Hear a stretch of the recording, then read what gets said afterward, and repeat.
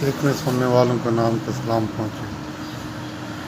دوستو آج کل پاک بھارت محاذ بہت گرم ہو رہا ہے۔ ہم ایک کچھ پیرامیٹرز دیکھیں گے کہ دونوں ملکوں میں کون کس حالت میں ہے۔ اب یہ افغانستان میں طالبان کا ٹیک اوور، اس میں کچھ ہی مہینے رہ گئے ہیں۔ اب اجیت دوول لیڈ را کی جو پلاننگ تھی پاکستان کو ویسٹرن بارڈر سے زخم لگانے کی، وہ تقریباً سماپت ہونے والی ہے، وہ ختم ہونے والی ہے۔ اور انڈیا کی کئی بلین ڈالر کی انویسٹمنٹ جو اس نے افغانستان میں پاکستان کے خلاف کی تھی، وہ اب رائے گاہ ہونے جا رہی ہے۔ اور آپ نے دیکھا ہوگا کہ جب سے انڈیا نے افغانستان میں جو پرویکٹیو رول انڈین داعش کی صورت میں شروع کر رکھا تھا، تو جوابی کارروائی میں بہت سے این ڈی ایس اور را کے سرکردہ لوگ مارے گئے۔ اس کا اب یہ آؤٹ کم دیکھیں کہ جو انڈین داعش کا سربراہ تھا اسلم، مجھے اب نام کچھ بھول جاتے ہیں، وہ افغان گورنمنٹ میں اپنی تحویل میں لے کر اسے سیف کسٹڈی میں رکھ چھوڑا ہے۔ اور اس کے کچھ ہی دنوں بعد دو اور داعش کے دہشت گردوں کا نام لگا کر ان کو بھی سیف کسٹڈی میں لے لیا ہے۔ پاکستان نے کہا ہے کہ ان کو ہمارے حوالے کریں، لیکن چونکہ یہ بہت بڑے رازدار ہیں اور آپریٹر ہیں دہشت گردی کے افغانستان میں پاکستان کے خلاف، تو یہ کبھی بھی نہیں ہوگا کہ وہ ہمارے حوالے کریں۔ پاکستان کو چاہیے کہ انٹرنیشنل میڈیا میں سے ایکسپوز کرے کہ یہ بین الاقوامی تفتیش کاروں کے حوالے کیا جائے ان کو، تاکہ یہ کہانیاں منظر عام پر آ سکیں۔ اس رش کے ماحول میں ہو سکتا ہے کہ پاکستان کی نظر اس چیز پر نہ گئی ہو۔ ہمیں کہنا چاہیے کہ ان دہشت گردوں کو بین الاقوامی تفتیش کاروں کے سپرد کیا جائے۔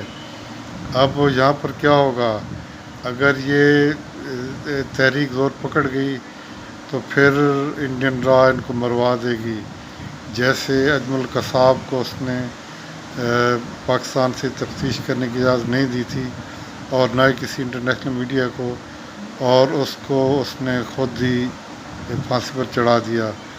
تو یہ جو لوگ را کے لیے کام کرتے ہیں، انڈیز کے لیے، ان کے علم میں یہ اب ہوگا کہ جو ایجنٹ ریڈار پہ آ جاتے ہیں ان کو وہ خود ہی مروا دیتے ہیں۔ تو آپ جس تھوڑی سی رقم کے لیے یہ کام کرتے ہیں، اس کا انجام یہی ہوتا ہے کہ یا تو پاکستان کے ہاتھوں مارے جائیں گے، یا وہ پھر انہی اداروں کے ہاتھوں قتل کیے جائیں گے جن کے لیے وہ کام کر رہے ہوتے ہیں۔ تو افغانستان کے بعد ایران کا بارڈر تھوڑا سا ہاٹ اپ ہے، لیکن یہ بھی مینیج کر لیا جائے گا کہ یہاں سے جو را آپریٹ کر رہی ہے، وہ تو ایجنٹ پکڑے گئے ہیں، کچھ کو ایران کے ذمہ لگانا چاہیے کہ آپ اس کو بند کیوں نہیں کرتے۔ اگر وہ بند نہیں کرتے تو پھر ایرانی بلوچستان میں جو سنی ہیں ان میں بھی کوئی لہر جاگ سکتی ہے آزادی کی۔ دوسرا ایم کیو ایم لندن، اس کو انہوں نے تھوڑا سا جگانا تھا، لیکن وہ بھی لگتا ہے کہ ان کے ہاتھ نہیں آ رہی۔ اب یہ تمام چیزیں جو ہیں، یہ تمام انویسٹمنٹ اب وہ ٹھکانے لگ رہی ہے، تو اب پھر ان کے پاس یہ ایک ہی رہ جاتا ہے کہ ایل او سی پر ہٹ اپ کریں اور گلگت بلتستان کو اپنا حصہ بنانے کے لیے کوئی کارروائی اختیار کریں۔ تو یہ تمام چیزیں ظاہر کر رہی ہیں کہ انڈیا میں جو فرسٹریشن بڑھ رہی ہے، کیوں بڑھ رہی ہے۔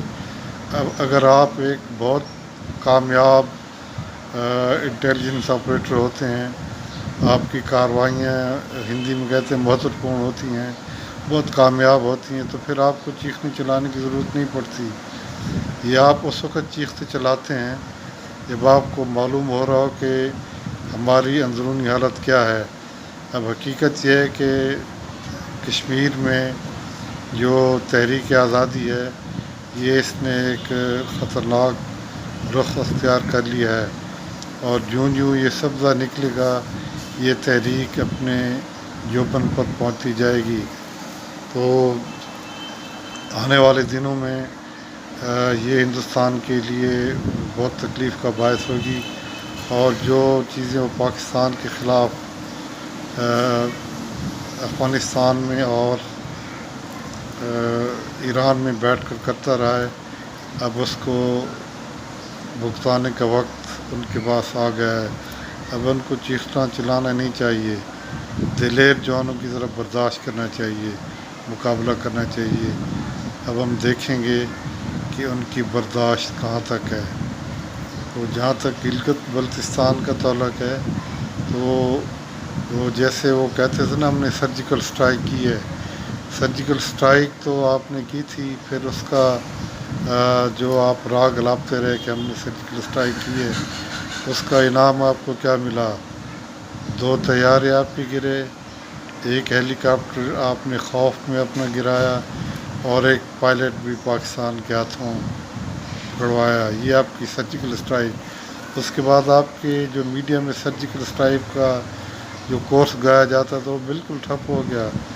اب آپ سرجیکل اسٹرائک کا نام کیوں نہیں لیتے؟